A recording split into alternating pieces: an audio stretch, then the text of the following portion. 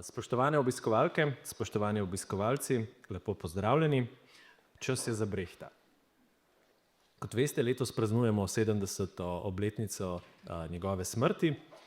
In če se vam zdi to nekoliko nenavaden razlog za praznovanje, upoštevajte, da to pomeni, da letos potečejo avtorske pravice za njegova dela.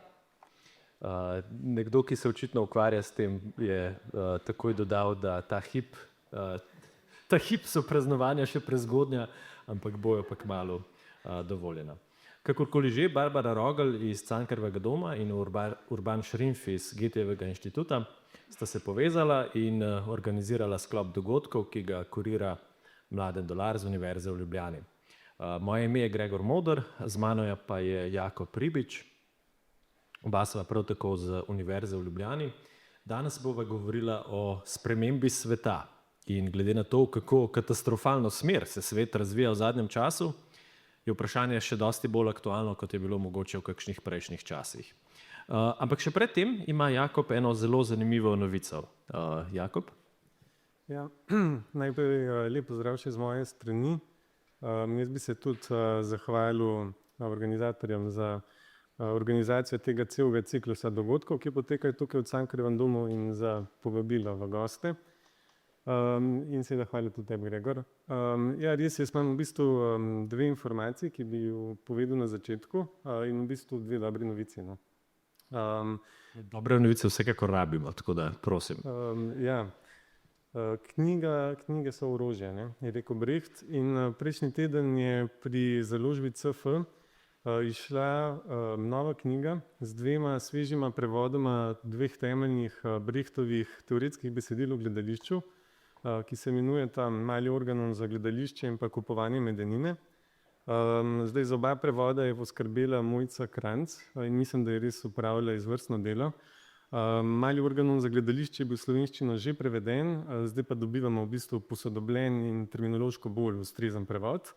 Kupovanje medenine je pa sploh prvič prevedeno v integralni obliki, se pravi v celotnem obsegu, ker do zdaj so bili prevedeni samo posamezni fragmenti. Poleg tega je pa v bistvu k tema dvema spisoma dodanih še nekaj drugih besedil in pa fotografsko gradivo.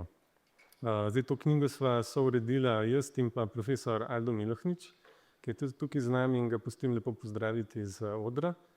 No, in dobra novica je pa ta, da je ta knjiga danes z nami. Tako da, če bi kdo želel kupiti, je po, mislim, da celo malo znižani ceni na voljo tamle na vaši desni. Tako da lepo vabim po koncu dogodka, da si pač knjigo pogledate, in če koga zanima, seveda, da si jo tudi kupi. Poleg knjig pa tam v bistvu so tudi informacije o simpoziju, ki bo potekal letos v Slovenskem gledališkem inštitutu oktobra, in kjer se bomo pogovarjali o nečem zelo podobnem, kot se bova danes tudi midva. In bomo za izhodišče si vzeli v bistvu točno to knjigo, no. Tako da, če koga zanima poleg knjige še ta simpozij, oktobra bo v Slovenskem gledališkem inštitutu, so tudi tam vse informacije, tako da vabim po koncu pač najinega nastopa k mizi desno. Zdaj pa mogoče lahko začneva kar z vsebino, če se strinjaš, Gregor. Seveda. In v resnici mi pripada ta čast in to veselje, da lahko vpeljem v predavanje svojega bivšega profesorja. Tako da bi mogoče za začetek predstavil Gregorja Modra, čeprav verjamem, da ga vsi zelo dobro poznate. Gregor Moder je višji znanstveni svetnik na Filozofski fakulteti Univerze v Ljubljani. Na Akademiji za gledališče, radio, film in televizijo pa poučuje filozofijo umetnosti. Je avtor številnih knjig, ki so, mislim, da čisto vse prevedene tudi v številne tuje jezike. Med drugim so to knjige Hegel in Spinoza, Substanca in negativnost, Komična ljubezen, Shakespeare, Hegel, Lacan, in pa, če se ne motim, je to zadnja knjiga, Antigona, esej o Hegelovi politični filozofiji. Mislim, da so ti naslovi sami po sebi zelo zgovorni in lepo pokažejo, kaj so neka temeljna filozofska in raziskovalna zanimanja Gregorja Modra. In me veseli, da bomo danes ob vseh teh imenih Hegel, Spinoza, Lacan, da boš dodal še Brehta na ta seznam. Tako da se že veselim tvojega predavanja. Sicer pa Gregor je za svoje raziskovalno delo prejel tudi več nagrad. med drugim nagradi znanstvene odličnosti Univerze v Ljubljani in pa nagrado Agencije za raziskovalno dejavnost, to pa v bistvu pred kratkim, če se ne motim. Tako da, evo, Gregor, zdaj predajam besedo tebi. Ok, najlepša hvala, Jakob, za ta čudovit uvod. Naslov današnjega dogodka je Spremenite svet, svet to potrebuje. To je formula, ki jo je Brecht uporabil v več svojih delih, najdemo jo tudi v besedilu Kupovanje medenine. Očitno gre za referenco na znamenito Marxovo pripombo na 11. tezo o mladoheglovskem filozofu Ludviku Feuerbachu. 11. tezo vsi dobro poznamo, glasi se takole: filozofi so svet samo različno interpretirali, gre pa za to, da ga spremenimo.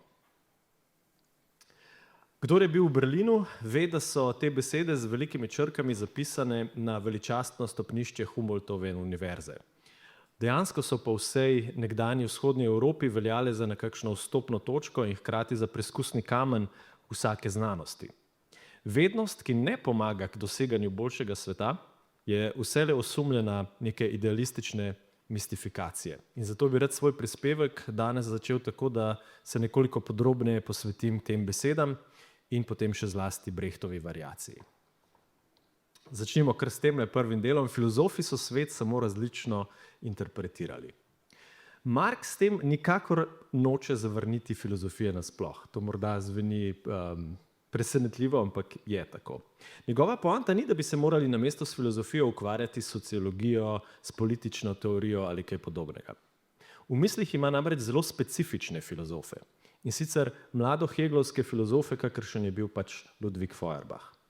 Očita jim, da v svojem materializmu, da so ostali še veliko preveč zavezani idealističnemu razumevanju problema samega.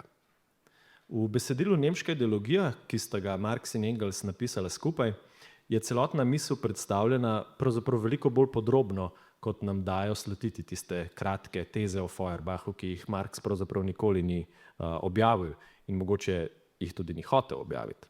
Objavil jih je v resnici šele Engels po Marxovi smrti. V nemški ideologiji sta se poleg Feuerbacha lotila tudi Bruna Bauerja in Maxa Stirnerja. Očitala sta jim, da so bili ti mladoheglovci, kar pomeni približno toliko kot levičarski dediči Heglove filozofije, da so bili ti mladoheglovci sicer kritični do Heglovih logičnih kategorij, vendar pa so obstali zavezani njihovi veljavi.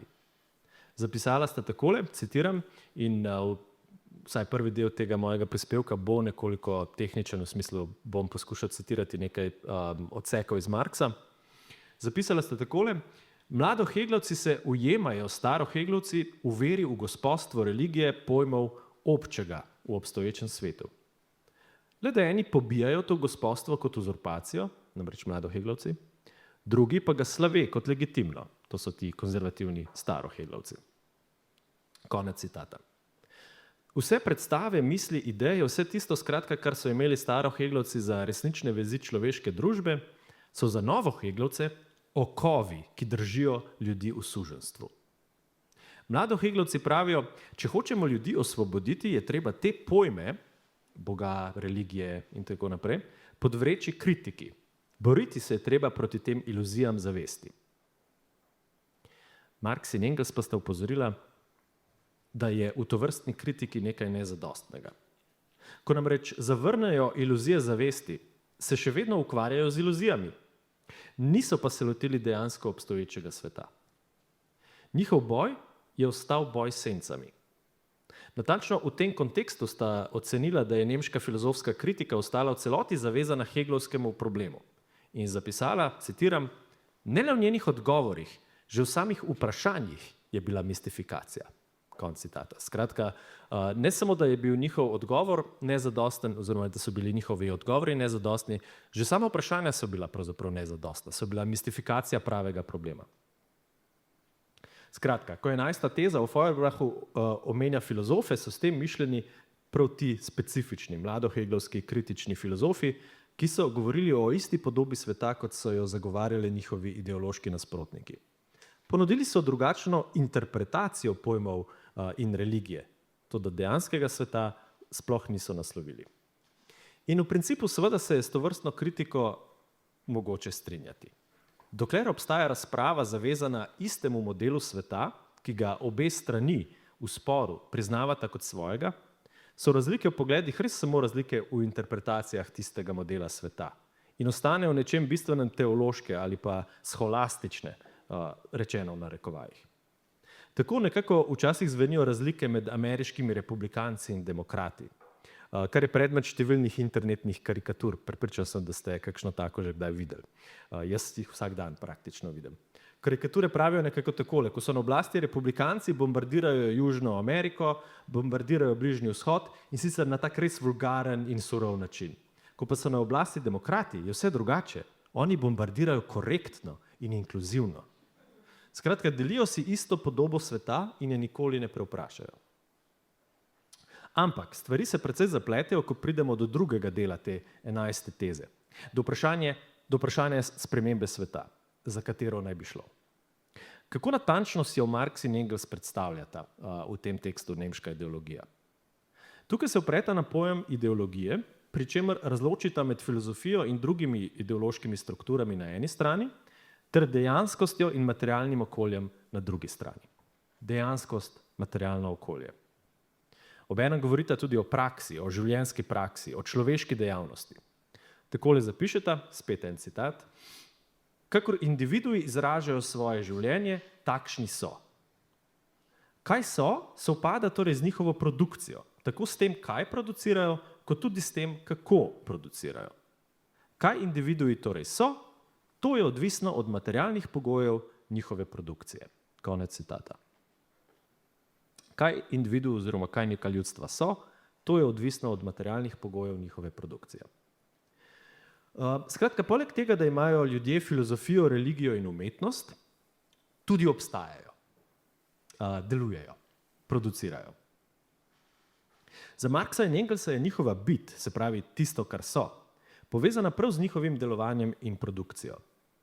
Na podlagi te teorije, ki pač razloči to, recimo filozofijo, religijo, umetnost na eni strani in produkcijo in življenjsko prakso na drugi strani, na podlagi te teorije sta potem postavila tezo, da so bile v vsej zgodovini človeških družb politične strukture odvisne od materialnih pogojev produkcije. Takole sta zapisala, citiram: družbena členitev in država stalno izhajata iz življenjskega procesa določenih individuumov. Konec citata. In potem sta nadaljevala: toda teh individuumov ne kot se lahko kaže v svoji lastni ali pa v neki tuji predstavi, temveč kot dejansko so. Se pravi, kot delujejo, materialno producirajo, torej kot so dejavni ob določenih materialnih od njihove samovolje neodvisnih omejitvah, predpostavkah in pogojih. Konec citata. Zdaj naprej nimam več toliko dolgih citatov, toliko da si lahko majčkeno oddahnemo vsi skupaj. Skratka, Marx in Engels vpeljeta neko distinkcijo med dejanskostjo materialne prakse, materialne produkcije, kjer ni prostora za samovoljo, na eni strani ter predstavami, ki jih ti ljudje lahko imajo o sebi in svetu. Takoj opazimo, da imamo pred sabo neko distinkcijo med neposrednim in nujnim obstojem človeške prakse ter človeškimi predstavami, ki so lahko vselej bolj ali manj samovoljne. In da ne bi bilo nobenega dvoma, kako razumeta razmerje med enim in drugim območjem, sta tudi povsem naravnost zapisala, da izvirajo vse predstave in ideje, ki jih ljudje imajo prav iz njihove dejanske prakse. Vse njihovo duhovno življenje je v načelu, citiram, to je kratek citat, skratka, vse njihovo duhovno življenje je v načelu direkten izliv njihovega materialnega obnašanja. Konec citata. Direkten izliv je direktja Ausfluss, je pač originalen izraz, nisem si ga jaz zmislil. Tako da zavestna vsezanje skratka ni nič drugega kot ozaveščena bit. Na tej točki bi prekinil ta prikaz nemške ideologije, ki se ga načel pravzaprav samo zato, da bi se lotil vprašanja spreminjanja sveta. Ne da bi se spuščali v nadaljne podrobnosti, lahko rečemo, da sprememba sveta očitno terja spremembo dejanske prakse, spremembo materialnih okoliščin, v katerih ljudje živijo in delujejo. Sprememba zavesti in predstav v svetu ne more nikoli zadoščati, ker s tem ne posežemo v bit samo, ne posežemo v tisti svet sam. Kar se tiče filozofije, se mora torej nehati ukvarjati s podpiranjem ali pa s kritiko podedovanih idej in pojmov, ter mora postati teorija dejanske človeške prakse. Kakor je ta misel po eni strani razumljiva in prepričljiva, je po drugi strani zgodovinsko povzročila cel kup preglavic. Od teh težav ne omenim samo eno, tisto, ki nas bo takoj pripeljala k Brechtu. Če filozofijo, religijo in umetnost razumemo kot del ideologije, kot del predstav, ki jih imajo ljudje o svoji dejanski praksi in ne kot del tiste prakse same, potem se zdi, da umetnost specifično razumemo kot nekaj v temelju heteronomnega, kot neko odvisno dejanskost, kot nekaj, kar ima svoje bistvo zunaj sebe. To so mimogrede izrazi, ki jih Marx prav zares uporabi. Ali umetnost sploh lahko spremeni svet? Ali lahko spremeni materialne okoliščine človeške prakse? Če lahko, potem je 11. teza v Feuerbachu odveč. Se je očitno sprememba na ravni predstav in pojmov lahko vendarle produktivna. Če pa ne more, če umetnost ne more spremeniti sveta, če lahko v najboljšem primeru samo odslika razmere, ki so od nje neodvisne in jo določajo, ali ni potem razpravljanje o umetnosti navsezadnje kvečjemu kratkočasna dejavnost? Tisto, kar me zanima, je naslednji paradoks. Kako je mogoč nekdo, kot je bil Brecht? Se pravi, nekdo, ki je bil hkrati očiten simpatizer marksizma, ampak hkrati umetnik. 11. tezi navkljub je treba takoj povedati, da marksizem še zdaleč ni opustil preučevanja umetnosti. Samo ena specifična veja marksizma, namreč ekonomski determinizem, je zagovarjala ta skrajno reduktivni pogled, ker navsezadnje šteje edino preučevanje ekonomske sfere. V resnici pa je bil marksizem ena od najbolj vplivnih tradicij filozofije in teorije umetnosti, vsaj v 20. stoletju. No? Spomnim naj samo na nekaj zanimivih primerov. Siegfried Kracauer je v znamenitem tekstu o ornamentu množice, kjer je analiziral množično kulturo v prednacistični Nemčiji, zapisal, po mojem, povsem marksistično opasko, da lahko neko dobo dosti bolje razumemo, če analiziramo njene popolnoma površinske fenomene, kakršna je na primer množična kultura. Kakor pa, če se posvetimo njenim lastnim filozofskim ali metafizičnim premislekom o sami sebi. Podobno se je Frederick Jameson v svojem znamenitem delu o postmodernizmu kot kulturni logiki poznega kapitalizma iz leta 1991 posvetil analizi umetniških postopkov v razmerju do sočasnih premikov na ravni kapitalistične produkcije. Ta naloga je natančna naloga, kjer se po mnenju Marxa in Engelsa kjer so ti nemški kritični filozofi v bistvu odpovedali. Niso namreč znali svoje filozofije povezati z dejanskimi razmerami v svetu, v kateri so pač živeli. To pa je naloga teh marksističnih teoretikov umetnosti. In nedavna knjiga Anne Korenbluh, ki se že v naslovu naveže na Jamesonovo delo, govori o neposrednosti kot kulturnem slogu današnjega kapitalizma, ki ga razume kot ne kot poznega, ampak kot prepoznega. Kulturna produkcija skratka se je izkazala za izjemno plodno področje marksistične analize. Kulturna produkcija namreč ne vede izreka resnico o sebi in o svojem svetu. In sicer bolj na ravni umetniške forme, ki jo prevzame, kot pa na ravni vsebine. Marxova in Engelsova teza v nemški ideologiji je na ta način hkrati potrjena in zavrnjena. Zavrnjena je v tem pogledu, da je analiza zavesti, predstav in idej vsekakor produktivna in da vsekakor lahko pomaga dojeti dejanski svet. Toda po drugi strani je v nekem pomembnem smislu vendarle potrjena. Se v svet ne poseže tako, da se ukvarja z vsebino predstav in jih ne kritizira, temveč na nek način neprizadeto, z distanco analizira njihovo formo. Pri Jamesonu je to recimo sploh zelo zanimivo, ker so mu nekateri marksistični kritiki očitali, da zato, ker nikoli ni se zares izrekel proti postmodernizmu, češ da ni bil dovolj marksističen, češ da bi moral izrecno neko moralno obsodbo dodati. Sam mislim, da je prav nasprotno. Ravno ta odsotnost moralne sodbe je dosti bolj marksistična. In enako mislim, da lahko rečemo tako tudi o Brechtu, ki je sovražil moralne obsodbe. Oziroma se z njimi res nikoli ni želel ukvarjati. Skratka, analizirati formo teh umetniških oziroma kulturnih produktov. Marksistična analiza umetnosti se prav res pretežno ukvarjala s formo. To očitno recimo tudi pri Walterju Benjaminu, ki se ukvarja z umetnino v času, ko jo je mogoče tehnično reproducirati. Se pravi, s tem, kako so tehnični postopki pripeljali do nekih novih form umetnosti. To poudarja tudi Terry Eagleton v vsem svojem delu in tak poudarek najdemo tudi pri Pierreu Machereju oziroma v njegovi vplivni študiji o teoriji literarne produkcije. Pri vseh teh analizah gre v splošnem rečeno natančno za to, da nek umetniški ali kulturni izdelek merimo ne z vsebino tistega, kar izreka, temveč s formo in kontekstom izrekanja. Natančno na tak način je treba, po mojem, razumeti zares v končni fazi geslo 11. teze o Feuerbachu, vsaj kadar gre za umetniško produkcijo. Ne gre za to, da se sprašujemo o tako imenovanih večnih problematikah, ki jih odpre neko delo. Popularne so, ne vem, človeška smrtnost, grešnost, izvor zla in podobno. Ne s tem, ker bomo v tem primeru tako in tako samo reproducirali podedovane formulacije o tem, kaj je človek, kaj je smrt, kaj je delo in kaj je usoda naroda. Namesto tega se je treba posvetiti vprašanju forme in konteksta. Sprememba sveta torej pomeni v prvi vrsti in predvsem spremembo same teorije o svetu. Ne gre za to, da če si filozof, moraš potem pač zamenjati poklic in postati nekaj drugega. Gre za to, da moraš spremeniti filozofijo samo.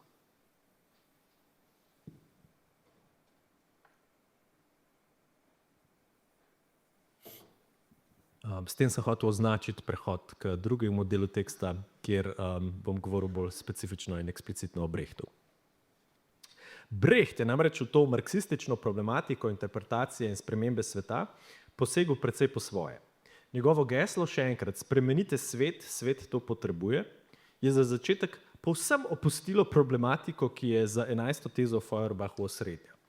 Nobene alternative med interpretacijo sveta in spremembo sveta ne najdemo več pri Brechtu. Namesto tega pa se je pojavila nova trditev. Svet potrebuje spremembo. Ta dostavek lahko razumemo pravzaprav tudi samo kot ponovitev ene in iste teze, kot variacijo iste misli. Svet je treba spremeniti, pove na vse zadnje čisto enako, kot svet potrebuje spremembo. Ampak rad bi predlagal eksperiment. In sicer, da ta dostavek beremo aktivno. Torej tako, da je svet tisti, ki od nas zahteva spremembo. Potem ne gre več za to, da moramo s svetom, ki je sicer indiferenten do nas, nekaj napraviti. Morda sploh nismo mi več tisti, od katerih se pričakuje neko revolucionarno dejanje.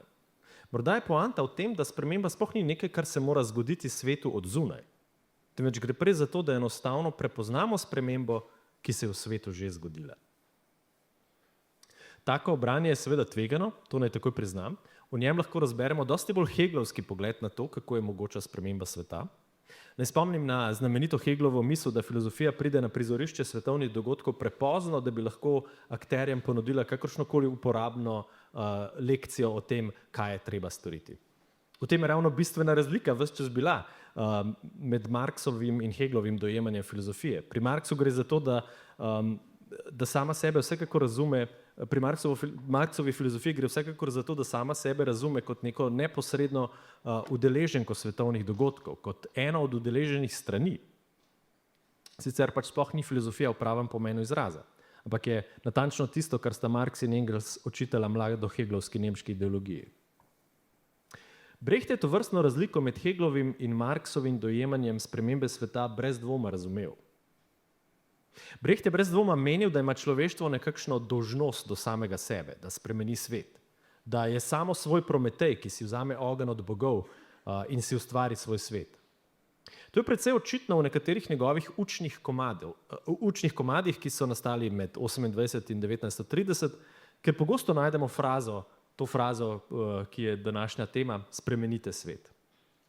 Poglejmo si recimo badenski učni komad o soglasju, eden od teh učnih komadov, mislim, da celo po nekem štetju prvi. Ta komad govori o strmoglavljenih letalcih. Letalci skratka so leteli, velik zamah inženirstva, ampak potem so strmoglavili. In zdaj prosijo pomoči. Prosijo za vodo in vzglavnike. Razumem, zakaj prosijo za vodo, ampak zakaj rabijo vzglavnike, tega nisem čisto dobro razumel.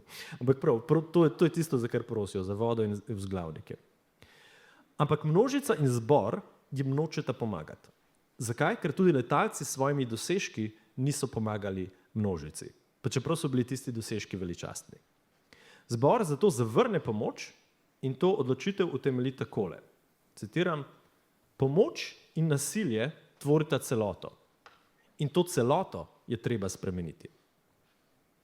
Konec citata. Skratka, pomoč je potrebna zaradi neke nasilnosti sveta. Nasilnosti sveta, v katerem živimo. In v tem smislu je pomoč pravzaprav del problema samega. Del kompleksne celote, kjer proizvajamo nasilje in obenem na nasilje odreagiramo s tem, da nudimo pomoč. To celoto je treba spremeniti. In nuditi pomoč je zato problematična gesta, ker potrjuje to celoto. Brecht je tukaj zavzel neko ne samo antimoralistično, lahko bi celo rekli antihumanistično držo, ki so jo komentatorji večkrat odpravili z oznako, da gre za neko prehodno obdobje njegovega stalinizma. Vendar mislim, da so imeli slovenski uredniki Brechtovih učnih komadov prav, ko so opozorili, da gre pri tem bolj za neko anticipacijo nekega drugega tipa antihumanizma, za Althusserjev antihumanizem. Kakorkoli že, komad se konča z nekim zanimivim motivom, da namreč ti strmoglavni letalci sicer soglašajo s tem, da se jim pač ne bo pomagalo, vendar pa imajo naslednji problem, ne znajo umreti. Zbor jim zato svetuje takole. Naj preberem. Vi pa, ki soglašate s tokom stvari, ne pogreznite se nazaj v nič, ne stopite se kot sol v vodi, temveč se dvignite. Umrite svojo smrt, kot ste opravljali svoje delo in prevračali prevrat. Po smrti se umirajoči ne ravnajte, temveč prevzemite naše naročilo. Zgradite spet letalo, začnite, za nas boste leteli, v kraj, kjer vas bomo rabili in takrat, ko bo potrebno. Po smrti se ne ravnajte. To se mi zdi dejansko zelo zanimiv nasvet in ga razumem kot radikalni antihumanizem. V tem smislu, da mu je težko je slediti temu nasvetu, pa če si še tako želimo. V njem lahko prepoznamo tudi neke elemente Becketove logike. Logike začeti znova spodleteti bolje, čeprav ne mara z nekim specifično spodbudnim zasukom. Za konec pa zbor v tem komadu poda še radikalno vizijo spreminjanja. In še to bi rad prebral, kaj reče o spreminjanju. Spet nagovarja te strmoglavljene letalce, te, ki so poskušali nekaj velikega, veličastnega, pa jim je spodletelo. Če ste izboljšali svet, potlej izboljšajte izboljšani svet. Če ste z izboljšanjem sveta dopolnili resnico, potlej dopolnite dopolnjeno resnico. Če ste z dopolnjevanjem resnice spremenili človeštvo, potlej spremenite spremenjeno človeštvo. S spreminjanjem sveta spremenite sebe. Konec citata in tudi približno konec tega učnega komada. V sklepu tega komada skratka najdemo nekakšno formulo permanentne revolucije. Nobena oblika sveta ne more biti dovolj dobra, da ne bi potrebovala še spremembe, še izboljšave in še dopolnitve. To je bila tudi ena od vodilnih misli mimogrede od jugoslovanskega marksističnega kroga praksisovcev, ki so v 60. letih prejšnjega stoletja za svoje geslo vzeli eno Marksovo misel iz pisma Rugeju, nekemu uredniku. Napisal je, da zahteva brezobzirno kritiko vsega obstoječega. To geslo so ti radikalni marksisti v 60. letih vzeli za svojo. Toda pri Brechtu ima ta sprememba sveta že skoraj komični učinek. Tako hiperbolična je. Kakor da je treba spremeniti samo spremembo sveta. Kakor da nam s tem nenehnim ponavljanjem, da je treba spremeniti svet, pravzaprav odtuji samo spremembo sveta. V čisto zadnji obliki pa zbor pravi tudi naslednje. Spreminjanjem sveta spremenite sebe. Spreminjanjem sveta spremenite sebe. Ta poanta pa vsaj vabim, da si jo pogledamo z te plati, ta poanta po mojem spet obrne red stvari. Ne gre več za to, da moramo spremeniti svoje življenjske okoliščine, zato da bomo v njih lahko dobro živeli kot to, kar pač smo. Prav nasprotno. Sami sebe moramo spremeniti, da bomo lahko bolje ustrezali dejanskim razmeram v svetu. Če sprejmemo tako branje in seveda priznam, da je nekoliko eksperimentalno, potem smo marksistično problematiko pravzaprav postavili nazaj v Hegelovske okvire. Naša naloga ni v tem, da izsilimo spremembo v svetu, ki je do nas popolnoma indiferenten. Naša naloga je v tem, da uvidimo, da se je svet v resnici že spremenil in da se moramo samo spraviti z to novo dejanskostjo. Ko je Walter Benjamin poskusil opredeliti nove umetniške forme, ki jih je omogočil tehnični razvoj fotografije in filma, je opozoril natančno na to, da je bil prvotni odziv ne samo umetnikov samih, ampak predvsem teorije umetnosti povsem reaktiven ali defenziven. Novo umetnost so poskušali dojeti in ukalupiti z nekimi starimi koncepti, s koncepti, ki tej novi umetnosti, novi umetniški formi sploh niso bili ustrezni. Šele čez čas je lahko ne samo teorija, ampak tudi praksa teh novih umetniških form prišla na raven svoje lastne naloge. Ampak v resnici lahko tudi v Marxu samem najdemo nek element, neke teorije,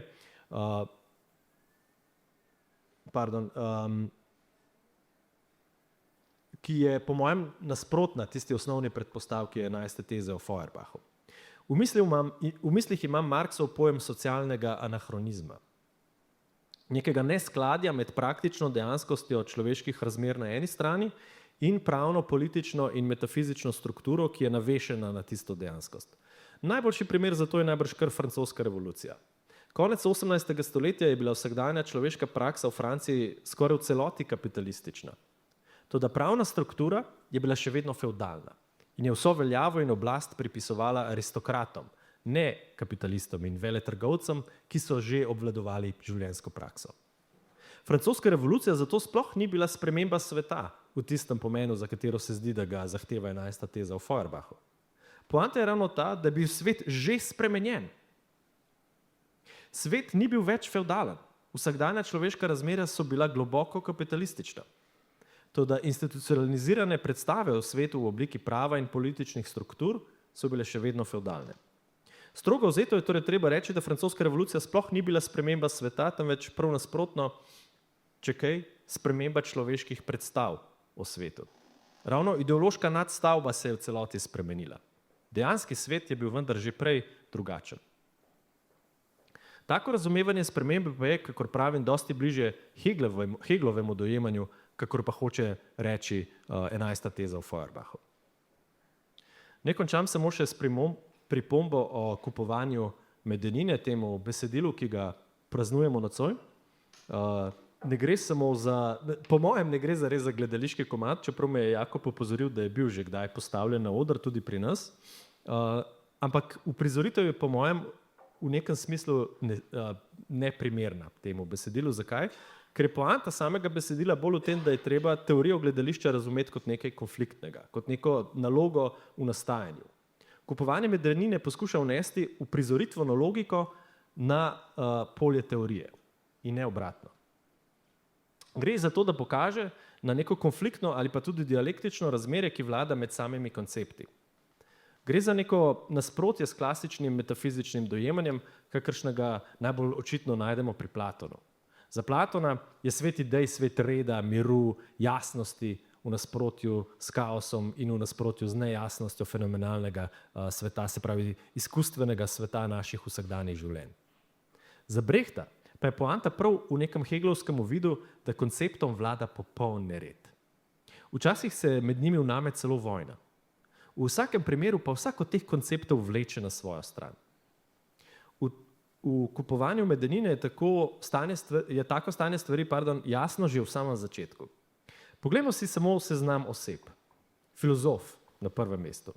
Potem igralec in igralka ter dramaturg in lučkar. Mislim, da lučkar se potem kdaj nadomesti še z delavcem, ampak recimo, da to ni tako bistveno. Imamo torej nekakšen seznam dramatis personae. Na tem seznamu pa mislim, da ena oseba zelo očitno manjka. Namreč dramatik ali pa avtor besedila. Kaj to pomeni, da ta oseba manjka? Sam mislim, da ne gre za tisto pirandelovsko modernistično strukturo, kjer gre za osebe, ne gre za problem oseb, ki iščejo avtorja. Kupovanje medenine ni tekst o izgubi avtorske funkcije. Mislim, da je poudarek drugačen in sicer spet heglovski. Avtor ni izgubljen in njegova odsotnost ni nikakršna travma za preostale osebe. Bolj gre za to, da avtorja strogo vzeto sploh ne rabimo, ker je njegova vloga čisto drugačna kot v klasičnem gledališču. Ne gre za to, da nam avtor oziroma dramatik nekaj pove, česar mi prej nismo vedeli. Ampak se mora v resnici samo umakniti in prepustiti stvarem samim, da spregovorijo. To je povezano natančno s tem prevratom, kot sem danes že ves čas poskušal poudariti, prevratom 11. teze o Feuerbachu. Nikakor ne gre za to, da moramo poiskati nekoga, ki bo avtor spremembe v svetu.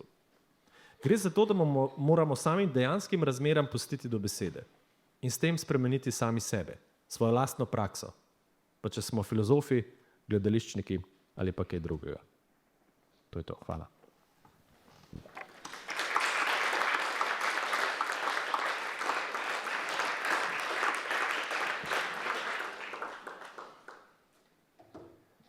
Jakob, če se strinjaš, gremo kar naprej.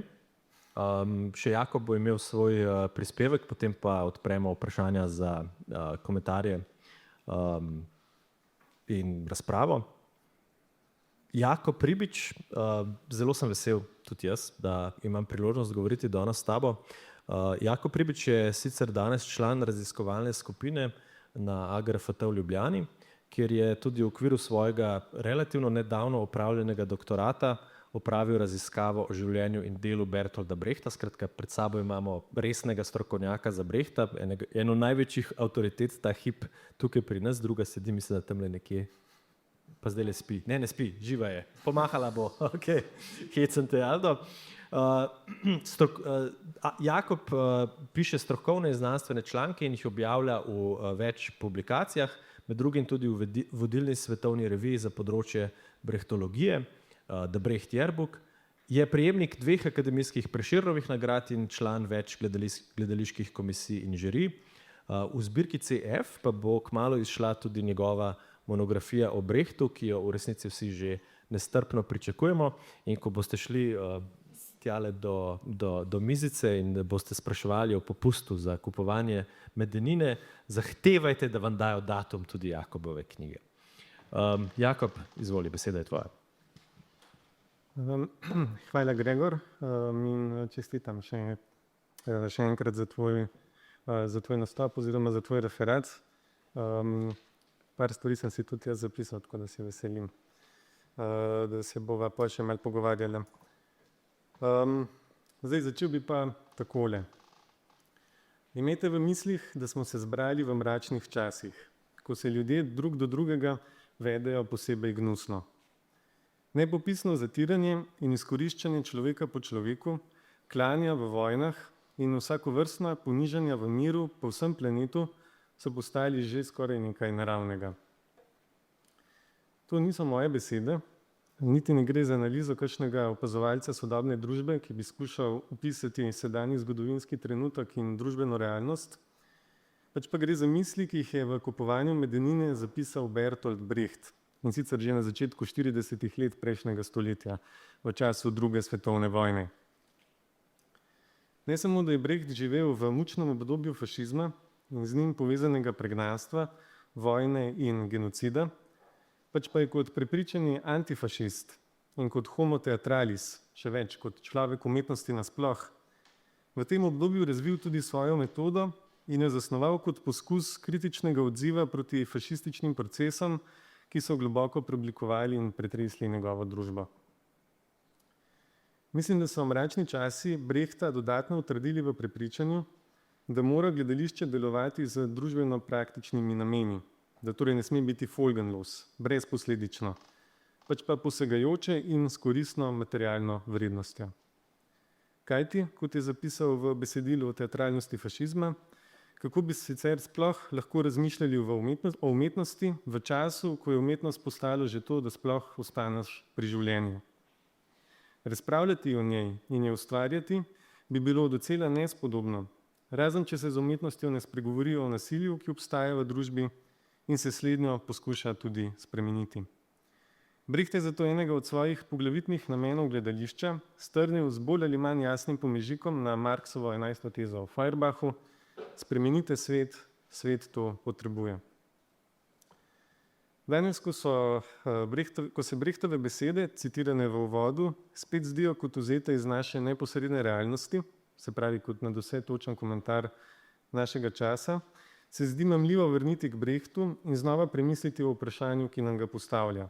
Namreč, zakaj sploh umetnost? Kako razmišljati o njej v času, ko so zatiranje, izkoriščanje, poniževanja in vojne spet postali nekaj naravnega? Kakšen bi bil torej lahko brechtovski odziv na naš čas? In kako bi lahko z njim formulirali vlogo gledališča v kontekstu mračne družbene realnosti? Eden od temeljnih gledaliških konceptov, ki jih je Brecht predlagal in vsaj deloma tudi zasnoval, se imenuje potujitev, verfremdung, ki naj bi tisto, na kar smo docela navajeni, kar se nam zdi povsem samoumevno, onkraj vsakršnega dvoma, spremenilo v nekaj nenavadnega in čudnega, nekaj, ob čemer bi se zamislili, kar bi torej postavili na kritično distanco. Toda, na kakšen učinek lahko danes potujitveni učinek sploh še računa? Ali ni tako, da transgresijo tistega, kar se je še včeraj zdelo popolnoma nevprašljivo in morda tudi docela nujno, kot je recimo neka elementarna človeška spodobnost, danes prakticirajo predvsem politiki z avtoritarnimi tendencami? Ali ni res, da prav oni brezkompromisno prekinjajo z redom, na katerega smo se bili navadili in zaradi katerega smo še pred kratkim verjeli, da se ne more spremeniti, da zanj ni alternative, kot se je glasilo slavno politično geslo?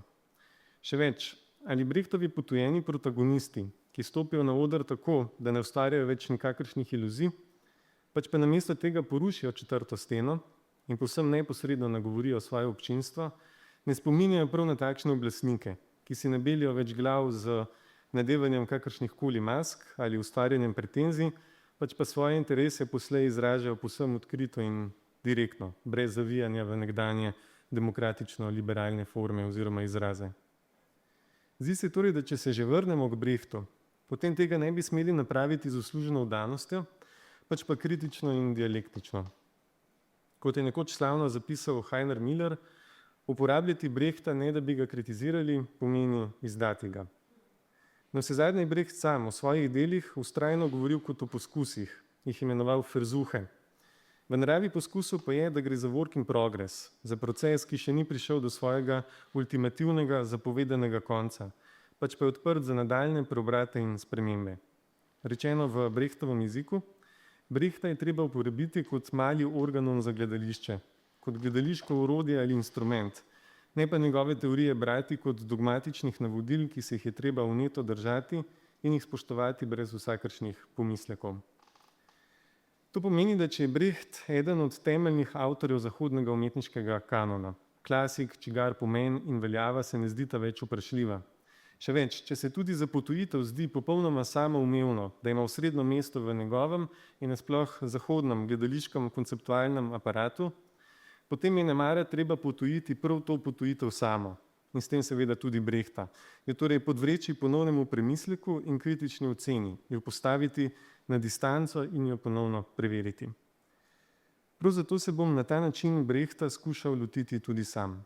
V nadaljevanju bom tako podal nekaj, kar je treba vzeti kot poskus, namreč poskus odgovora na vprašanje, kako bi in če sploh še lahko bi, z Brechtovo potujitvijo danes odgovarjali na mračnost svojih časov.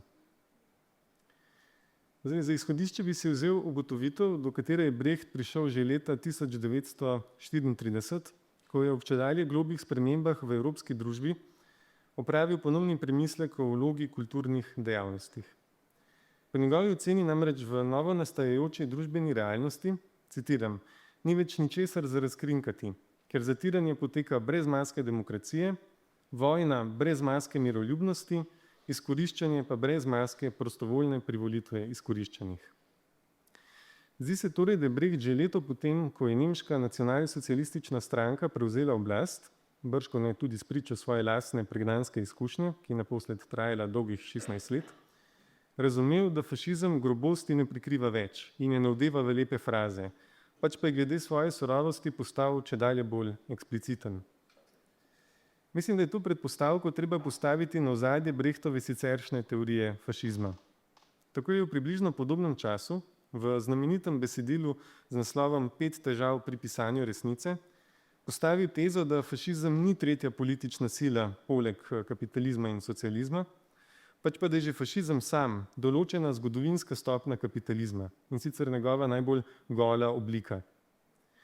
Čeprav je svojo gledališko, pa tudi politično misel skozi različne etape svojega življenja pogosto prilagajal, se zdi, da je Brecht pri tej ideji vztrajal in o nečem podobnem pisal tudi kasneje, v 40. in 50. letih.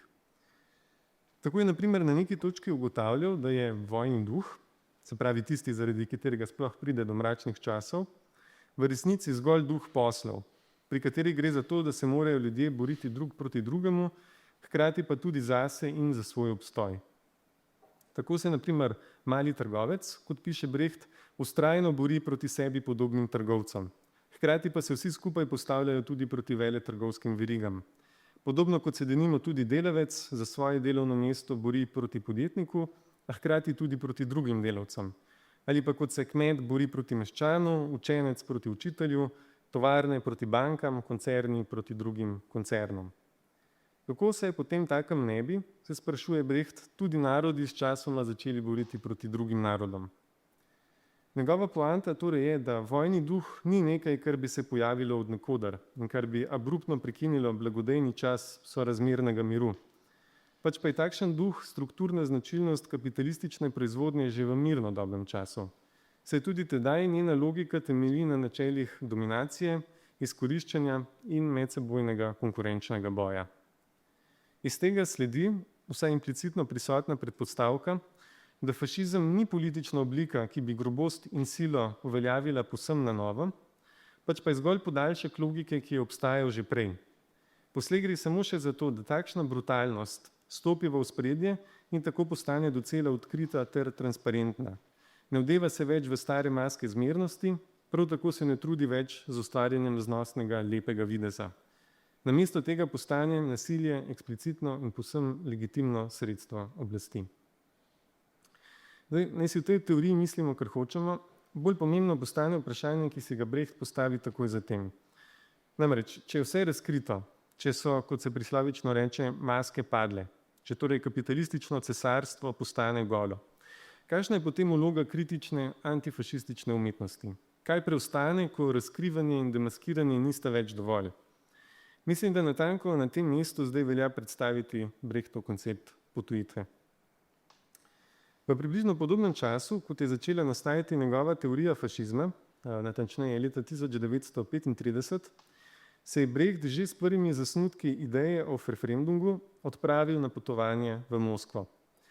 Tam se je poleg srečanja s podobno mislečimi intelektualnimi in umetniškimi krogi udeležil tudi ogleda gledališkega dogodka, ki ga je ob opazni odsotnosti Stanislavskega za rusko gledališko smetano pripravila gostujoča kitajska gledališka skupina pod vodstvom slavnega igralca Meilen Fanga. Navdušen nad predstavo se je Brecht vrnil domov na Dansko, kjer je tisti čas živel in pričel pisati serijo besedil o kitajski gledališki umetnosti, jo podrobno analizirati in izpeljevati ugotovitve, pomembne za njegovo gledališko reformo. Prav v enem od teh besedil je Brecht za svojo teorijo prvikrat uporabil zdaj že legendarni izraz, namreč referendum oziroma potujitev. Rad bi torej opozoril na neko zanimivo zgodovinsko dejstvo. Namreč, da je Brecht koncept potujitve razvil v približno enakem obdobju, kot je pričel ugotavljati, da v novi družbeni realnosti ni več ničesar za razkrinkati, saj da zatiranje poslej poteka brez maske demokracije.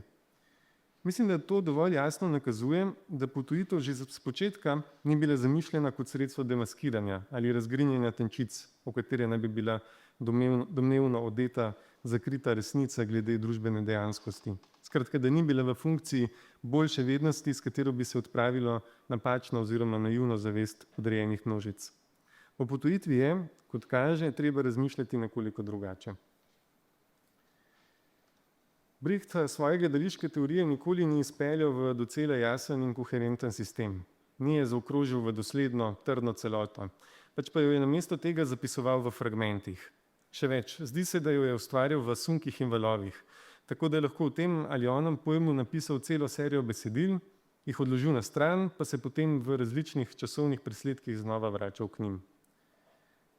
Od mnogih Brechtovih konceptualnih izpeljav so tako danes ostali številni drobci, posejani na različnih mestih in koncih, kar je verjetno le eden od razlogov, da lahko tem pojmom danes pripišemo številne različne pomenske plasti in odtenke.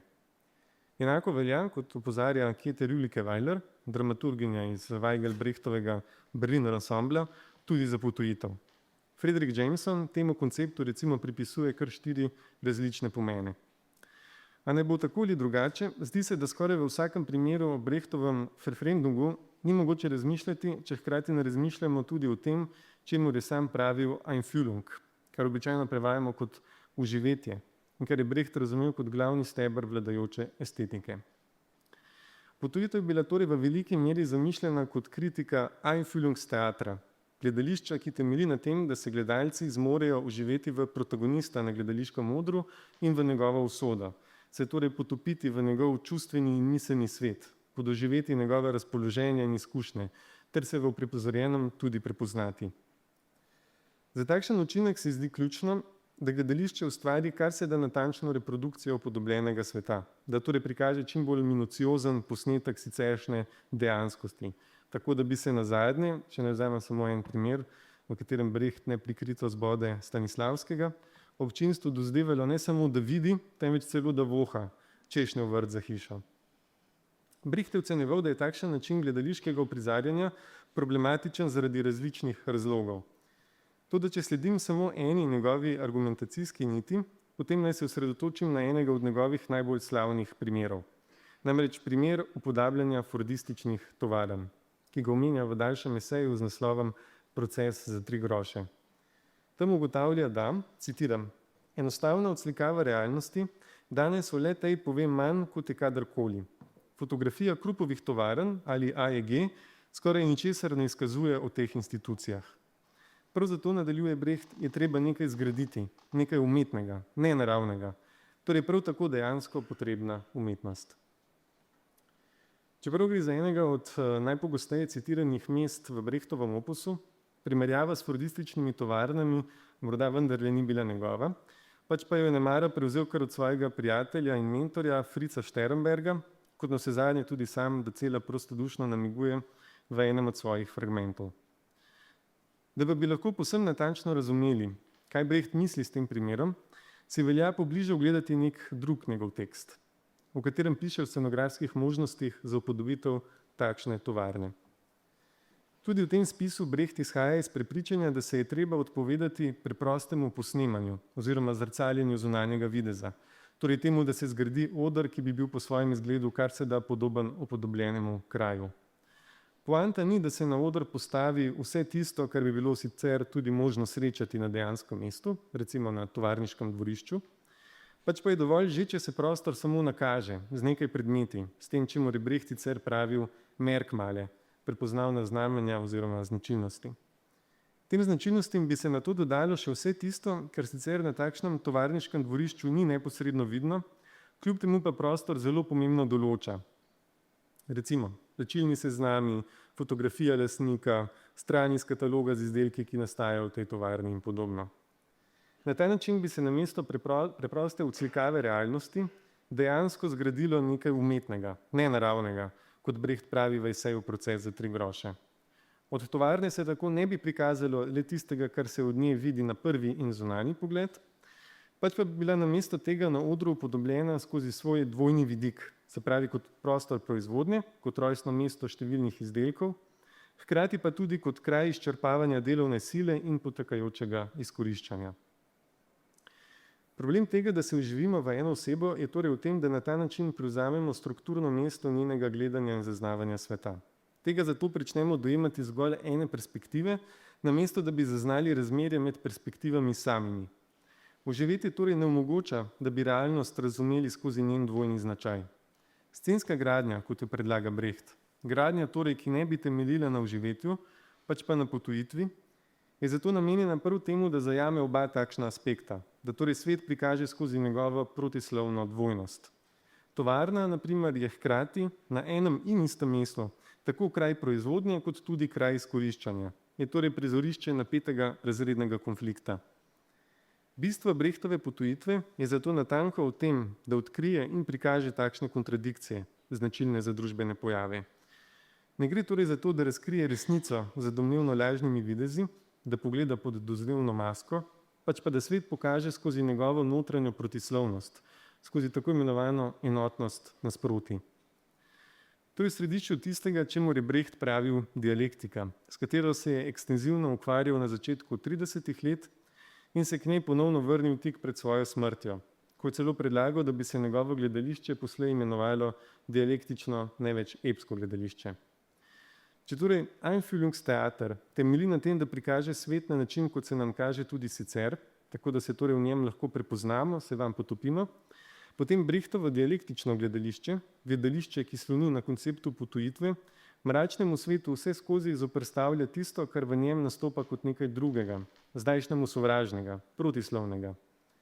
Brechtova potujitev potem takem ni namenjena preprosto le razkrivanju mask in razbijanju iluzij, pač pa gre v prvi vrsti za metodo prikazovanja protislovi družbene realnosti. Tako bi se namreč lahko pokazalo, da svet, naj se bo še tako mračen, ni enoznačen pojav, pač pa je notranji razklan in zato tudi spremenljiv.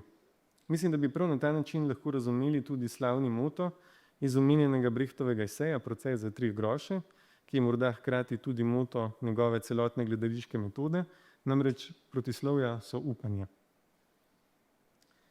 Brecht je o živetju seveda pisal kot o gledališkem sredstvu. Kljub temu pa ga je v nekem zanimivem trenutku postavil tudi v središče tega, čemur je sam pravil teatralnost fašizma. Wolfgang Emmerich zato pravi, da je Brecht fašizem obravnaval kot Einfühlungstheater par excellence, kar na podlagi pravkar povedanega pomeni, da po Brechtovem mnenju tudi fašizem temelji na vživetju, to je miselnem in čustvenem uistosmerjanju množic.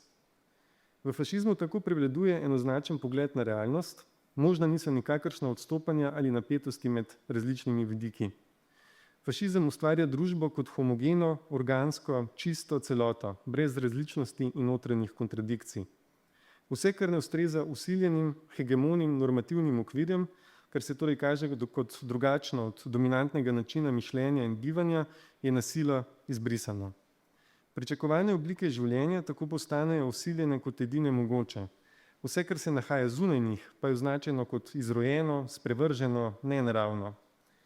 Življenje se na ta način postopoma osiromaši, kar je značilno tudi za številne sodobne reaktivne mikropolitike, kot jim pravi Bojana Kunst in med katere denimo umešča rasizem, seksizem, homofobijo, razredno diskriminacijo in podobno. Kot piše, gre tudi v teh primerih za politična razmerja, ki so obrnjena k degradaciji življenja, ki torej skušajo na silo konzervirati obstoječe hegemone oblike, znotraj katerih je utelešeno sedanje življenje, in izključiti vse, kar je drugačno. Totalitarni režimi torej temeljijo na tem, da izženejo protislovja, da utišajo poetično, politično brbotanje življenja, kot temu pravi Kunst, in s tem osiromašijo njegovo potencialnost. Morda sodobna tradicija brechtovskega gledališča prav zato sloni na naporu, da se odvrnemo od takšnega algoritemskega mišljenja in svet spet poskušamo obravnavati kot kompleksen, kontradiktoren pojav. Še več, nemara gre za to, da nam gledališče pomaga prisluhniti telesom in življenjem, ki ne ustrezajo nujno le prevladujočim družbenim orientacijam, ki se glede na njih pojavljajo kot nekaj drugačnega, tujega, odklonskega, poševnega in tako naprej. Morda nas torej lahko gledališče v časih, ko se nasilno briše in čisti razlike, ponovno senzibilizira za to, da ob teh razlikah vzdržimo in prav okrog njih gradimo trajno zavezništvo ter skupno družbeno solidarnost. Ob tem naj samo mimogrede omenim, da je Brecht besedilo o teatralnosti fašizma, iz katerega izpeljujem omenjene poante, zapisal v nekoliko nenavadni formi dialoga. Pravim nenavadni, saj je, kot ugotavlja Lydia J. White, svojo teorijo sicer praviloma zapisoval v prozni oziroma nekoliko bolj esejski obliki. Toda prvo obdobje, ko je nastalo besedilo o teatralnosti fašizma, je Brecht napisal več takšnih teoretskih tekstov v dialogih. Med drugim recimo tudi številne fragmente iz Kupovanja medenine. White to pripisuje določeni fazi Brechtovega pregnanstva, v kateri je bil, sodeč po njegovih dnevniških zapiskih, občutek izoliranosti in osamljenosti pri njem še posebej izrazito prisoten. Navajen kolektivnega dela in ustvarjalnega tima je tako z dialogi nemara nadomeščal bolečo odsotnost svojih ključnih sogovornikov in sogovornic. Toda hkrati je v takšni dialoški formi morda prepoznati tudi pomembno vsebinsko potezo. Zdi se namreč, da kritike vživetja in fašizma ni mogoče zapisati drugače in bolj dosledno kot ravno v obliki dialoga, pogovora, ki odpira prostor za konfrontacijo različnih stališč in vidikov, se pravi prostor za nesoglasje in konflikt. O tem bi morda lahko prepoznali pomembno Brechtovo programsko izhodišče. Menim namreč, da njegovo gledališče nasprotuje, ransjerovsko rečeno, politiki konsenza. Namesto soglašanja in vsiljevanja homogene, prevladujoče podobe sveta, Brechtovo gledališče takšne oblike mišljenja in bivanja, ki se nam dajejo kot edine pravilne in mogoče, kritično razpira. Na ta način prelamlja z očitnostjo tega, kako je nekaj zaznano, mišljeno in narejeno, hkrati pa tudi razpira potencialnost življenja. Prav zato bi rad svoj prispevek zaključil z mislijo o domišljiji, o kateri Brecht sicer ni napisal nobenega posebnega besedila, jo pa kljub temu omenja na nekaterih pomenljivih mestih v Kupovanju Medenine. Tako recimo v enem od fragmentov filozof, eden od predvidenih protagonistov besedila, pravi, da, citiram, kdor zaluča kamen, še ni prikazal zakona prostega pada in tudi kdor zgolj natančno opiše padec kamna, ne. Morda lahko rečemo, da to, kar je povedal, ni v nasprotju z resnico, mi pa hočemo nekaj več, vsaj jaz hočem. Kaj natanko pomeni ta več, ki ga ima filozof v mislih, Brecht pojasnjuje v nekem drugem odlomku, ki ga je sicer prvotno zapisal v svoj dnevnik. Tudi tam se namreč vrne k primeru padajočega kamna, k čemur zdaj dodam, citiram, da bi našli zakonitost padanja zalučenega telesa, si moramo v domišljiji predstavljati še druge možnosti padanja. Če torej beremo oba odlomka skupaj, potem lahko ugotovimo, da Brecht začrta umetnost, ki ne bi le natančno in vestno opisovala družbenih zakonov in razkrivala njihovih mehanizmov, pač pa bi hkrati tudi spodbujala občinstvo, da si zmore poleg prikazanega zamisliti tudi druge možnosti. Glede na to, da v nadaljevanju Brecht takšno čudečo se, iznajdljivo in kritično držo, kot jo opisuje, poveže s potujitvenim učinkom, ni težko zaključiti, da ima očitno domišljija v njegovi gledališki metodi dejansko osrednjo vlogo. Tako ne preseneča, da je tudi Walter Benjamin temeljno držo tistega, ki piše za epsko gledališče, povzel z besedami, lahko se zgodi tako, lahko pa tudi povsem drugače. Podobno je tudi Brecht v enem od svojih poznejših besedil zapisal, da v stvareh, ljudeh, dogajanjih tiči nekaj, kar jih dela takšne, kakršni so, in hkrati nekaj, kar jih dela drugačno. Mislim, da je bistvo njegovega dialektičnega gledališča, utemeljenega na potujitvi, osvetliti in izpostaviti prav ta nekaj, to dialektično dinamiko, zaradi katere so stvari lahko drugačne, mračni časi pa spremenljivi. Zdi se mi torej, da Brecht prav zato domišljijo postavlja v središče političnosti svojega gledališča. Spodbuja nas, da svet mislimo v njegovem nasprotju, da si ga predstavljamo v drugačnih razmerih, da se torej zavemo kontingentnosti trenutne družbene realnosti in s tem tudi možnosti njene preobrazbe. Morda je v tem poslednja, ultimativna Brechtova kritika umetnosti, ki temelji na vživetju. Zdi se namreč, da je ta vse preveč dobesedna, da ničesar ne prepušča domišljiji, da vse razkrije in da gledalcu navsezadnje ne dovoli, da bi tudi sam lahko pesnil v svojem duhu.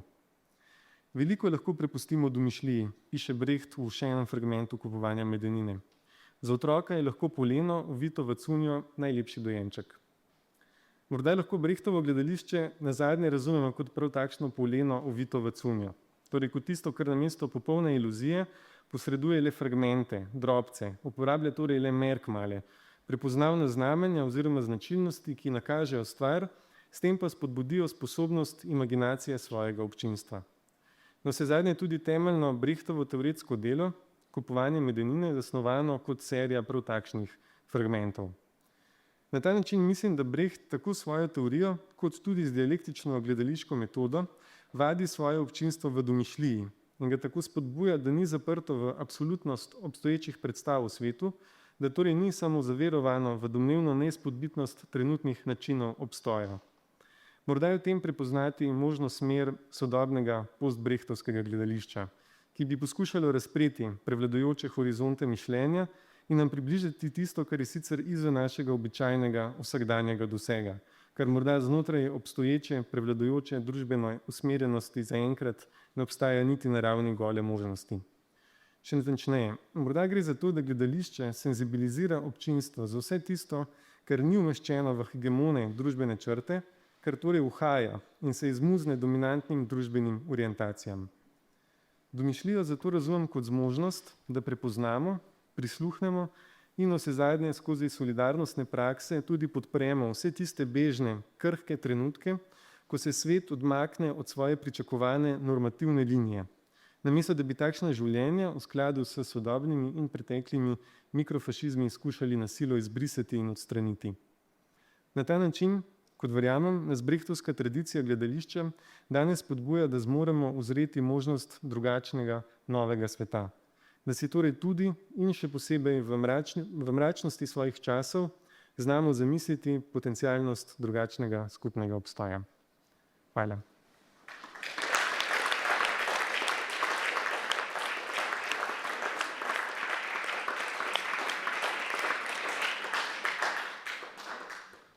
Odlično, Jakob, res hvala za tvoje predavanje.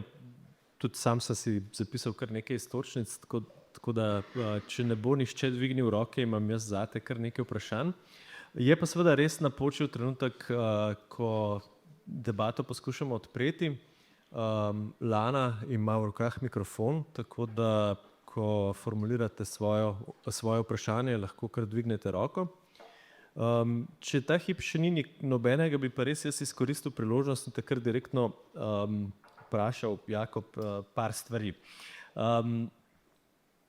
Zelo pomembno je tisto, kar si opozoril na začetku, se mi zdi, da ko govorimo o spremembi sveta, da na nek način si želimo, da bi bila sprememba sveta na naši strani. Ampak nažalost se zdi, da ta hip spreminjajo svet na slabše. No? Mislim, ne glede na to, kako smo bili kritični do sveta še pred 2 letoma, se zdi, da je aktivna sprememba danes na strani nekih sil, ki niso naše, no? ki niso solidarne, ki niso marksistične, ki niso progresivne. Svet v marsikaterem pogledu nazaduje, ampak ne samo nazaduje, ampak celo se razvija v neko absurdno smer.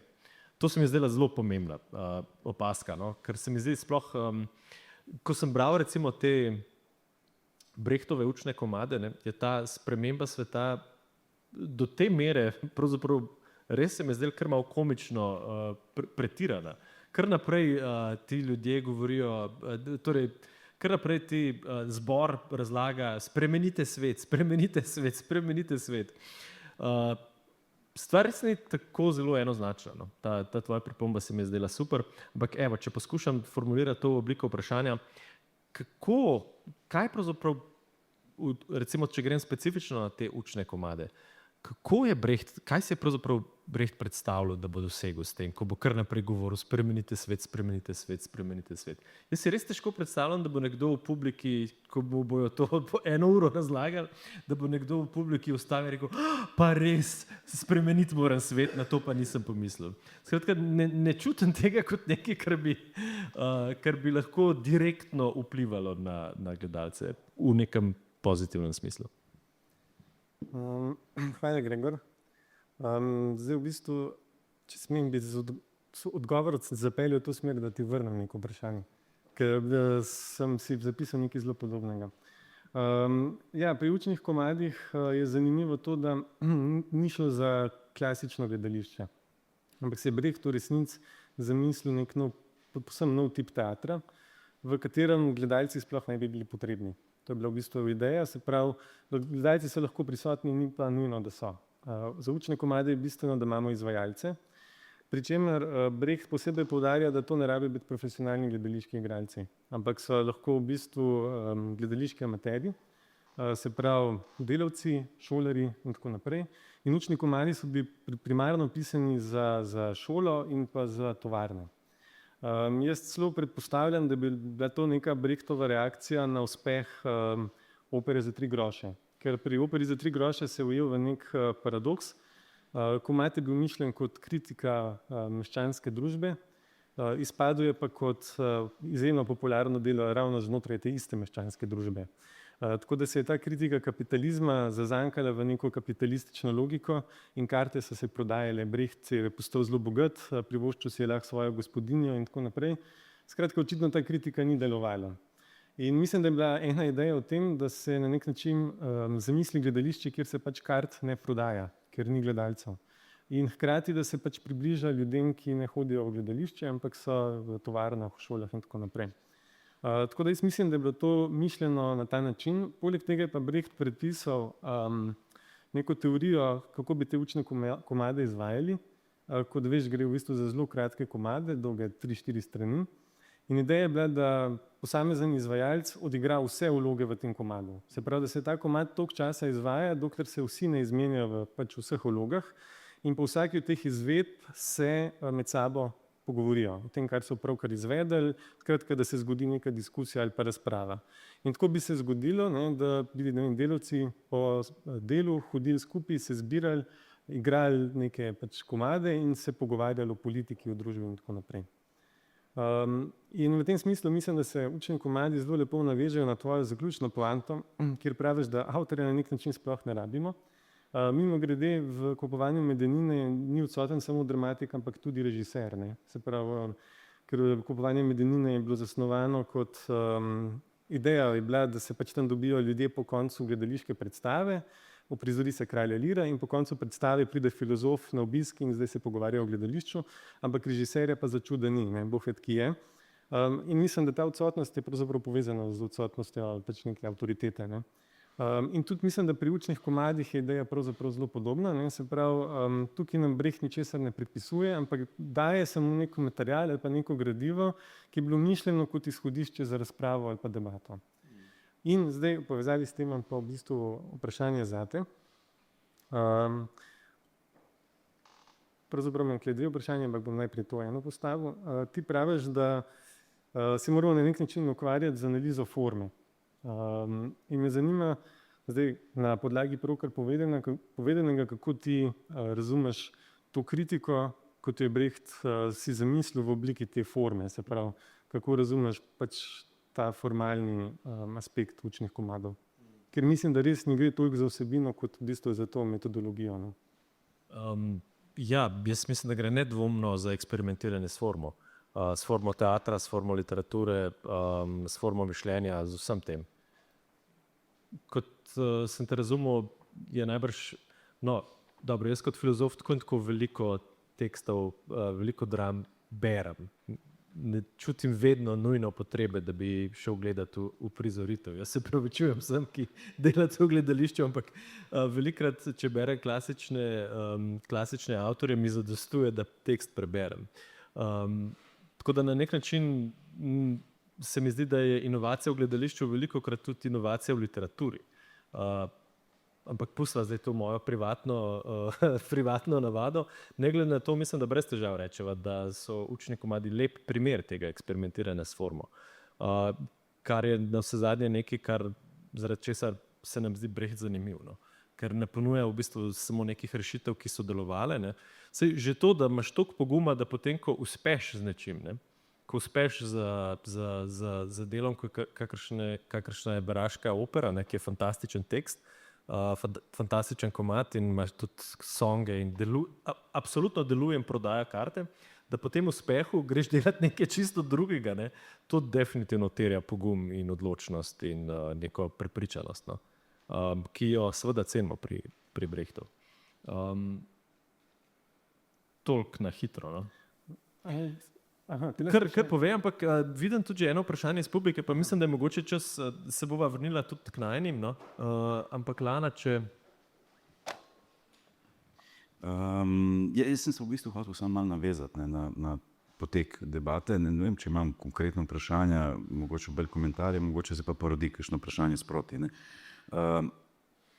To, kar si zdaj ravno kar povedal, ne, oziroma najprej Jakob, ne, potem si še tudi ti dodal, Gregor, uspeh, ne, opere za 3 groše in pol vse, kar je sledilo temu, je izjemno zanimivo za razumevanje načina, kako Brecht razmišlja in kako bi rekel, si trasira neko svojo ustvarjalno pot. Ne samo, da je uprizoritev opere za 3 groše, ne, da je bila zelo uspešna in tako kot Jakov že povedal, mu je navrgla kar nekaj denarja, ne, da si je lahko marsikaj privoščil. Ampak potem je seveda nastal tudi film, ne, ki ga je režiral Pabst, ne, in je ravno tako bil pravzaprav uspeh, ne, komercialni uspeh. Brecht se pa s tem filmom ni strinjal. In zaradi tega tudi pride do tega spora, mislim, procesa, pravnega procesa, ne, na sodišču, ki ga Brecht izgubi. In potem pravim, vprašali so me, so nas, ne, ja, zakaj ste pa šli, ne, v ta spor, ne, če vam je bilo jasno, ne, da na podlagi take pogodbe, ki je bila podpisana z, kaže Nero, ne, Nero propisal hišo, niste imeli kaj dosti šans. In Brecht pravi, ja, ravno zato, da pokažemo, ne, da so stvari narobe postavljene, ne, kako se torej eksploatira ustvarjalce v takrat seveda vzhajajoči filmski industriji. Ne. In potem kaj on naredi, kaj je naslednji korak? Ne? Naslednji korak je ta, da posname film, mislim, na podlagi njegovega scenarija, ne, nastane film Kule vampe ali Komu pripada svet, ne, Zlatana Dudova, ki seveda ni bil komercialno uspešen film, je bil tudi cenzuriran, ne, imel milijardo težav, ne, ampak je izjemno zanimivo pogledati ta dva filma skupaj. Tisti, ki bi si želeli ustvariti podobo v tem smislu, ne, kaj Brecht je in kaj Brecht ni, je najbolj, da si ogledajo ta dva filma skupaj in potem bo vse jasno. Ne. In omenjam ta film, ne, Kule vampe ali Komu pripada ta svet, ker tudi zaradi tega, ker imamo v naslovu filma, imamo ta izraz svet, ne, tako kot je torej izhodišče vajinega današnjega nastopa, ne, je torej ravno to, ne, spremenite svet, svet to potrebuje, ne, dvakrat se ponovi ta beseda, ne. In to imamo tudi ravno v naslovu tega filma, ne, komu pripada ta svet, ne. Odgovor, ne, ki ga ponuja, ne, Brecht, je pač pripada tistim, ne, ki v ta svet nekaj prispevajo. Ne. Ve se, kdo v ta svet nekaj prispeva. Mislim, ni treba... Mislim, ve se, kdo v ta svet nekaj prispeva. Tisti, ki nekaj producira. Ampak jaz bi tukaj bil previden seveda pri izrazu pač produkcija, se opravičujem, če preveč kompliciram, ampak sej pač so zahtevne stvari, ne. Težko jih zelo enostavno razložiš, ne. Seveda produkcija ne pomeni samo materialne produkcije v smislu delavci, ki delajo v tovarni ali v sodobnem času, v 21. stoletju delavci, ki delajo z računalnikom in podobno, ne. Seveda obstaja tudi teoretska produkcija in to je mogoče neka bolj althusserovska pozicija, ne, ker seveda imamo pač neko obliko marksizma, ne, ki je šla naprej, ne, od Marksa iz 19. stoletja. Ne. Tukaj se verjetno vsi strinjamo, ne, da govorimo seveda o produkciji, ki je materialna, ker ravno tako, kot je materialna produkcija bila nekoč v industrijski družbi v tovarni. Ne. Ampak danes je to definitivno, jaz v to verjamem, ne, ravno tako del produkcije. Ne. Se pravi, sprememba sveta, ne, jasno je tudi, kot si v bistvu povedal, Gregor, ne, jaz sem to tako razumel, ne, tvoje uvodno predavanje, ne, da moramo te stvari povezati skupaj. Ne. Še ena stvar se mi zdi pomembna, ne, ko govorimo o 11. tezi o Feuerbachu, ne, ker to, kar je izhodišče za današnji vajin nastop, ne, spremenite svet, svet to potrebuje, je dejansko izpeljava 11. teze o Feuerbachu, ampak Brecht sam je večkrat zelo eksplicitno napisal, to, kar sem jaz počel v teatru, v umetnosti, je bilo samo to, da poskusim, ni rekel 11. tezo o Feuerbachu, ampak je opisal, kaj tam piše, da to uporabim v svojem delu, v svojem ustvarjanju. Mislim, zelo eksplicitno. To je bil moj program. Ne. Super. Tako da je, mislim, kako bi rekel, zelo očitno, ne, da je to, kako bi rekel, bila nek temeljni izhodiščni moment, ne, s katerim se je Brecht ukvarjal, ne, ko je karkoli je počel v teatru. Super. Hvala, Aldo, za ta komentar. To je bila seveda zelo dragocena pripomba. Tudi mislim, da smo ti vsi hvaležni. Jakob, si hotel se kaj odzvati, sicer bi jaz dal še naprej, če morda še kakšno vprašanje. Ja, še eno vprašanje imamo, Lana? Ja, treba, taka je forma. Čisto kratkega, nekaj bi vprašala, ker me je skoraj sram, da tega ne vem. A so dejansko, a so te učne komande delavci kdaj dejansko delali tako, pol, ko so prišli iz tovarn? Ja, jaz mislim, da so, bili so pa tudi uprizorjeni s občinstvom. A ja, to, da so bili uprizorjeni, to seveda vem. No? Zanima me, če se je kdaj realizirala ta praksa, ki si jo prej opisal in ki se sliši seveda zelo zanimivo, ampak ne vem, če ni. No, sprašujem se, a je mogoče čista iluzija ta praksi? Obstajali so v Nemčiji konec 20. in začetku 30. let so obstajale pač delavske gledališke skupine. Med drugim je v eni od teh delavskih gledaliških skupin nastopala tudi Margareta Štefin, ki je bila v vseh pogledih ključna Brechtova sodelavka. In te delavske gledališke skupine so igrale učne komade. Ja.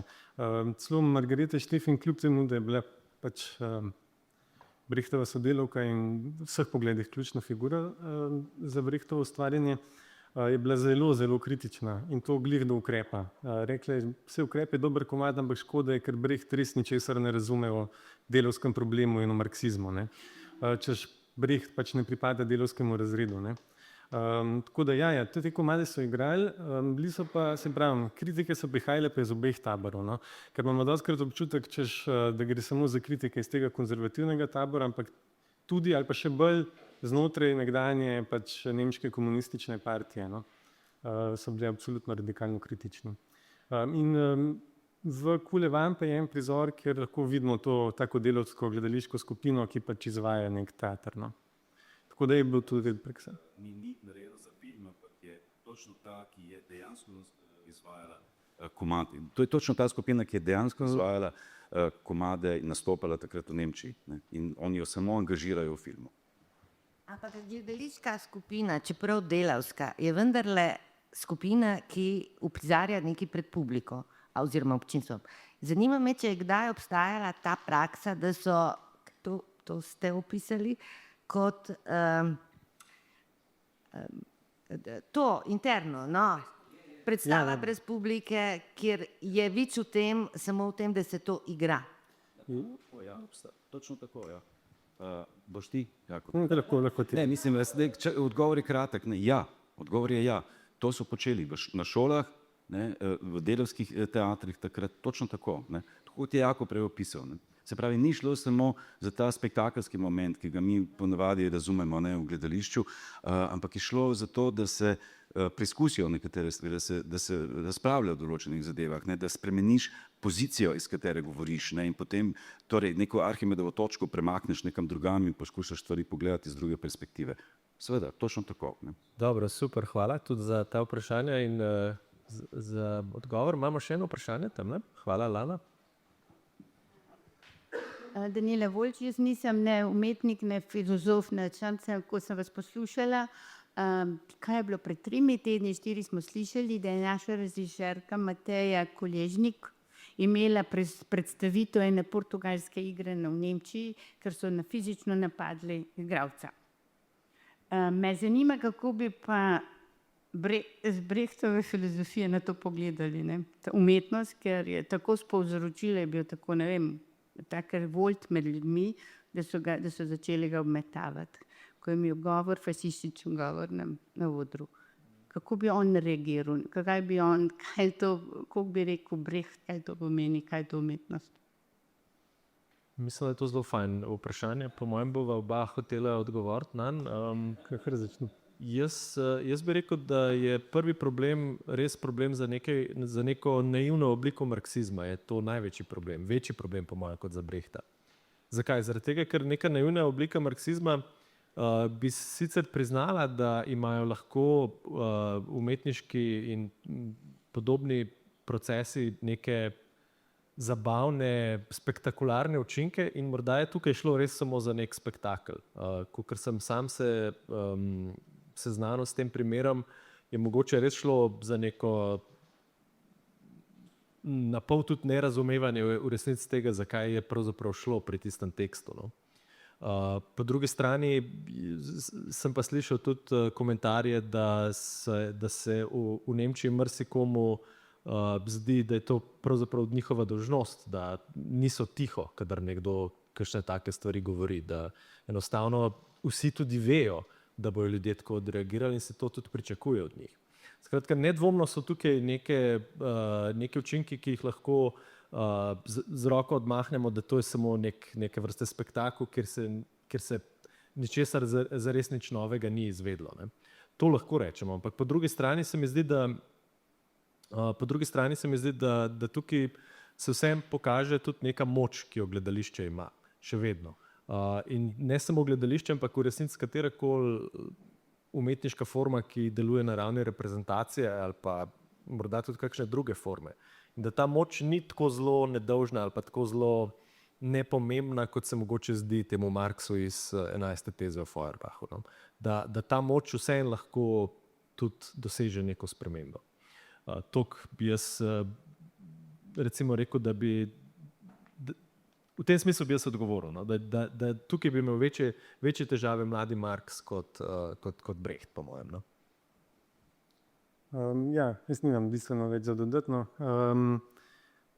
Brechta je Hans-Tits Lehmann, pač ta pomemben brechtovski raziskovalec, nekoč poimenoval Ein Bürgerschreck, strah in trepet meščanstva, sploh ta Brecht iz 20. let. Tako da mislim, da so njemu bili škandali in provokacije zelo blizu. Okay. Super, hvala, upam, da ste zadovoljni s tem odgovorom. Še eno vprašanje. Aha, prav. Brecht, ko ste rekli Brechtu, spreminjamo svet in je bila ena definicija fašizma, ne? Ki ga danes nekako demokratični fašizem, se lahko to imenuje, kar doživljamo ali ne? V demokraciji fašizem, ne vem, ko gre to skupno, recimo, kar gledamo zdaj v Združenih državah Amerike. Reče, da imajo demokracijo, ampak na drugi strani vemo, kaj se dogaja. Nedvomno vprašanje zadnje. Nedvomno zame, ja. Mislim, pa jaz bi rekel, da je treba govoriti o nekih mikropolitikah. No? Ne mogoče nujno na tej pač deklarativni ravni, ampak na ravni tega, kakšna razmerja vzpostavljamo med različnimi življenji, pri čemer življenje ni samo človeška kategorija, ampak je pač tudi stvar okolja, narave in tako naprej. In v tem smislu se mi zdi, da pač to, kar spremljamo v Ameriki, je absolutno neka regresivna mikropolitika, kjer se pač zelo radikalno izvaja nasilje nad okoljem, nad pač naravo in hkrati nad vsemi življenji, ki ne ustrezajo nekim pač normativnim hegemonim ozorcem, patriarhatu, rasizmu in tako naprej. Tako da jaz mislim, da pač ta družba je vedno bolj mikrofašistična. No? Čeprav na formalni ravni seveda pa na tem makropolitični ravni je to še vedno demokracija. Ne? Ok, se v resnici strinjam s tabo, Jakob, ampak mislim, da obstajajo tudi elementi čisto lepo makrofašizma. No? Mislim, da se temu tudi ne moramo izogniti več, no? Da ta delovanje v bistvu te tajne, na pol tajne policije, ICE ali kaj, no? Kako se, ne vem točno, kakšen je njihov uradni naziv, ampak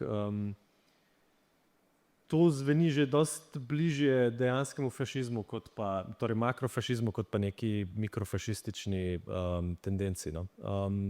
Poleg tega tudi pravzaprav tukaj nisi bil, v odgovoru nisi bil dovolj zvest svoji lastni tezi iz teksta. V tekstu namreč nisi povezoval demokracije z fašizmom, ampak si povezoval kapitalizem s fašizmom. Ne? Tukaj se mi zdi, da je mogoče neka distinkcija, no? S tem, kar je gospa vprašala. Namreč to, da je sam kapitalizem, da je samemu kapitalizmu na nek način vseeno, ali je zunanja forma formalno demokratična, ali je pač kvazi demokratična, ali je že čisto fašistična, to zdrži, to je pravzaprav relativno jasno. In v tem smislu se mi zdi, da si v tekstu pravzaprav lepo poudaril neko prednost, ne prednost, ampak neko poanto, da je v resnici sodobni kapitalizem že tako in tako vedno na meji s tem nekim protofašizmom. No? Da ima vse vedno lahko neko fašistično obliko, ki samo čaka, da se bo lahko realizirala. Toliko bi pa jaz dodal v odgovor. No? Dobro, še kakšno vprašanje, mogoče še z te strani. Tukaj na tej strani smo bili kar živahni, mogoče še z te strani. Sicer je pa tudi že ura kar pozna, tako da lahko tudi počasi sklenemo. Bom rekel prvič. Vas gledam, specifično vas gledam. Ja, potem bi pa kar Lena vas prosil. To bo zdaj zadnje vprašanje, tako da mora biti res zelo pomembno, zelo tehtno, zelo pametno vprašanje. Moje vprašanje pa je, ne, glede na to, da je bilo, če sem prav razumel, namen spodbujanja k dialektu, pa tako naprej, kako bi, oziroma je bila njegova želja tudi povezanje ljudi z neko odgovornostjo tukaj zraven. V ozadju, ne govorimo družbeno bolj. Okay. Brecht in družbena odgovornost, Jakob, jaz mislim, da je to tudi vprašanje zate. Ja, se to v bistvu sem te mislil vprašati, ampak... Si hotel vprašanje meni postaviti? Ja, tako malo v bistvu je to 21. stoletje, no? Ker recimo Bojana Kunst, ki jo omenjam v svojem tekstu, piše o tem, da je ta ideja transformacije sveta tipična ideja umetnosti 20. stoletja. Ne? In ona je malo kritična do te ideje, oziroma poskušajo problematizirati v smislu, da v trenutku, ko si umetnost zada nalogo spremeniti svet, že predpostavlja, kot da gre za dva različna pojava, ki sta delno ločena med sabo. Ne? Kot da lahko umetnost od zunaj vstopa v svet in ga pač poljubno spreminja ali pa ne. Ona pa pravi, da pač umetnost je že del sveta, je že umeščena v svet, je že v bistvu prepletena z notranjimi razmeri, ki so značilna za razmerje tega sveta. In zato pravi, vprašanje 21. stoletja ni, ali bomo pač svet spremenili ali ne, ampak na kakšen način bomo ravnali s tem svetom. Ne? Se pravi, v kakšne stike ali pa dotike bomo prišli konkretno z življenji, ki ustvarjajo umetnost, ne? V ustvarjalnih ekipah, v odnosu do občinstva, v odnosu do okolja in tako naprej. In jaz vprašanje odgovornosti vidim absolutno na ta način. Se pravi, po mojem mnenju to ne sme biti neka retorična figura ali pa neka tema, ki se jo samo razpre na odru, ne sme biti samo neka vsebina, ampak se začne kot neka praksa delovanja oziroma pač neka kohezivno tkivo, ki nas povezuje v neko celoto, ki potem ustvarja umetnost. Tako da meni se zdi, da je, to bi bil moj odgovor, meni se zdi, da je pravzaprav vse te velike teme, solidarnost, odgovornost, skrb in tako naprej, to po mojem mnenju ne bi smel biti cilj umetnosti. Ne? To bi moralo biti neko izhodišče, ki ga vadimo in prakticiramo nenehno. Ne? Nekaj, kar je pač del nečesa zelo materialnega, nekih načinov, kako umetnost nastaja in obstaja v tem svetu. Ne? Tako, ne.